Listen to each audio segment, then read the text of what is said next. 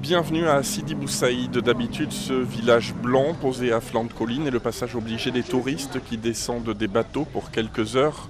Mais depuis l'attentat, toutes les croisières sont annulées, les petites rues pavées sont beaucoup moins animées. Tagine, les cendriers, berbères. Devant son magasin de souvenirs, Ahmed nous interpelle. Voilà 3 magasins ou 4, il n'y a pas de monde. Vous n'avez rien vendu depuis mercredi? J'ai rien vendu. Jusqu'à aujourd'hui, il y a 2 Tunisiens qui ont pris juste pour nous aider. Pardon, je vais voir les touristes. Il y a 3 touristes. Ouais, il y a 3 touristes polonais, mais ils sont voir le magasin comme un passage, juste pour passer seulement. Tu vois, chef, c'est la misère.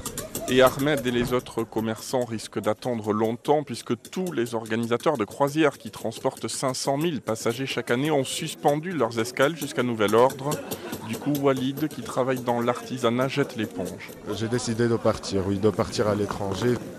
Je vais louer ma boutique et je pars, quoi. Je quitte la Tunisie.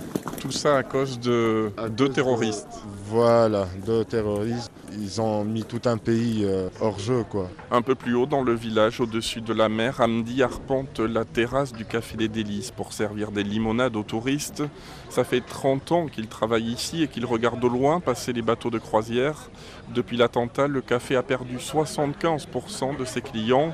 Et même s'ils revenaient, Hamdi aurait du mal à affronter leur regard. J'ai honte de parler avec un étranger, j'ai honte. Parce que le touriste vient pour t'encourager et tu le tues. C'est quoi ça? C'est la folie.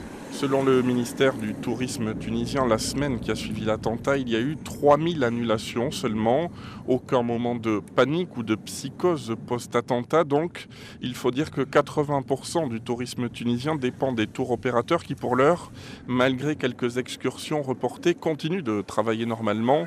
C'est le cas à Mamet, à 1 heure à l'est de Tunis, 75 hôtels avec piscine et plages privées où le touriste porte un bracelet bleu qui lui permet de manger et de boire gratuitement. Rached est le directeur des réservations dans des hôtels et 5 jours après l'attentat, rien n'avait changé. On a à peu près 80% d'occupation aujourd'hui. Est-ce qu'il y a eu des annulations? Annulation? Non. On a 0 annulation. Alors le décor autour de nous, on est face mer, oui, la piscine juste en face. Et parmi les 20 nationalités présentes dans l'hôtel la semaine après le drame du Bardo, il y avait ce couple de Français, Raymond et Félix. Arrivés 48 heures avant l'attentat, ils ont décidé de rester. Bon, c'est vrai, c'est grave ce qui est arrivé, mais partout ça arrive, donc on est à l'abri nulle part en fait maintenant. De temps en temps, on va à Mamet, on va à Nabeul, on essaie d'éviter le groupement.